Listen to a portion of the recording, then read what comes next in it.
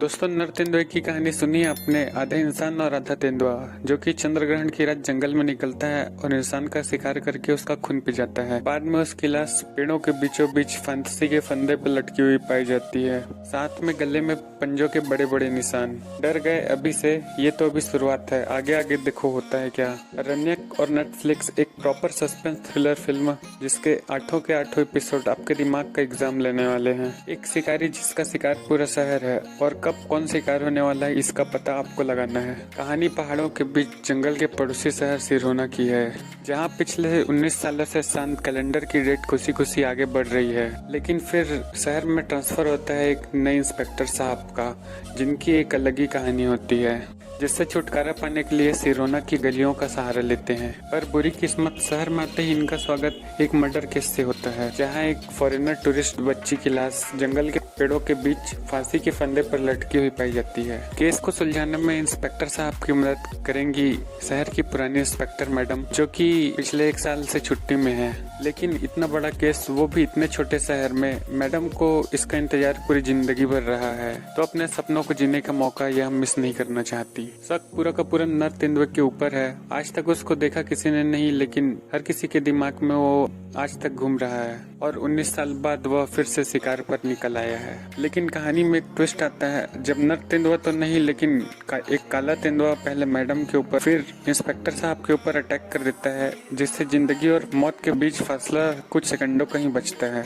कहीं ऐसा तो नहीं कि शहर को बचाने वाले खुद किसी जानवर का शिकार होने वाले हैं, वो भी सबसे खतरनाक जानवर। कौन? अरे यार, आप तो जानते ही हो, इंसान।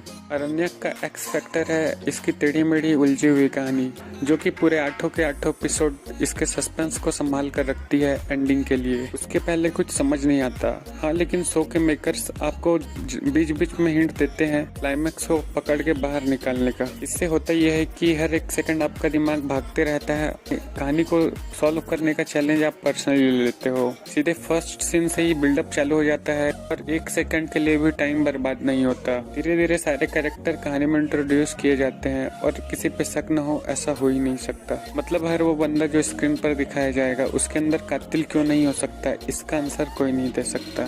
सबके सब सस्पेक्ट्स हैं। कमाल की राइटिंग जो सच और झूठ के बीच का फर्क गायब कर देगी। फिर बचा हुआ काम पॉलिटिक्स पूरी करती है। यहाँ शहर में लोग मर रहे हैं और ये लोग अपनी पावर की लड़ाई लड़ रहे हैं। इनमें जीत हार किसी के भी हो, कुर्बानी तो सिर्फ मासूम लोगों की ही जाएगी। ये पॉलिटिकल एंगल कहानी को और ज्यादा डार्क और सीरियस बना देता है।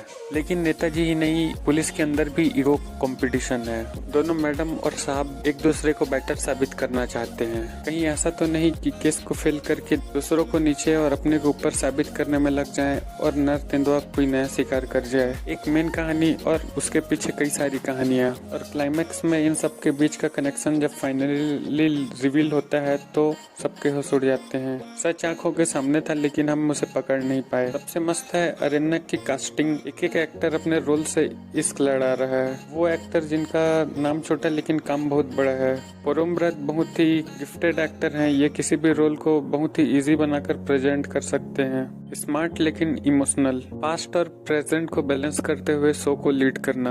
काश की बॉलीवुड में भी ऐसा होता। Bengali cinema is really lucky. फिर रवीना मैडम का कमबैक दमदार और असरदार तो होना ही था। पूरे के पूरे 8 एपिसोड में इन्होंने पहाड़ी सीन को ड्रॉप नहीं किया। पोरमव्रत के साथ स्क्रीन पर कम्पीट करना आसान नहीं है, लेकिन रवीना मैम हर सीन में इतना इन्वॉल्व है कि इनके बिना मूवी को इमेजिन करना आसान नहीं होगा। और इन साइड रोल की बात तो पूछो ही मत भाई, ये छोटे छोटे रोल ही अरण्यक को स्पेशल बनाते हैं। बहुत सारे ऐसे कैरेक्टर हैं जिनको सही जगह पे सही टाइम प्रेजेंट करके ऑडियंस के दिमाग से खेला जाता है। हर किसी की एक्टिंग इतनी जबरदस्त जो कि नर तेंदुए की कहानी को असल बनाने में कोई कसर नहीं छोड़ता।